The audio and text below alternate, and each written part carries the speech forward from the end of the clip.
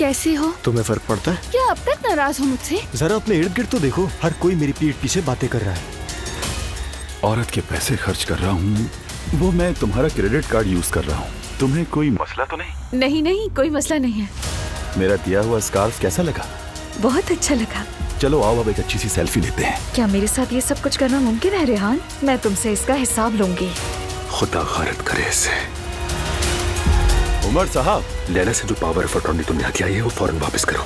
ऐसा नहीं कर सकता, जिसके हाथ में मोहर बादशाही उसी की। मैं तुम्हें खत्म कर दूंगा। सोच है तुम्हारी उमर साहब, मैं तुम्हारा अपना बेटा नहीं है। ये वो जड़ी बूटियों का निचोड़ है जो हमल गिरा देता है, उसकी चाय में मिला देना। जैसे ही हमल गिरेगा उसका, तुम सही हो जाओगी। बच्चे अब काफी हरकत करने लगे हैं। मैं बाकायदगी से हर्बल चाय पीने लगी हूँ और ये तुम्हारे लिए भी लाई हूँ। अल्लाह शिफा दे।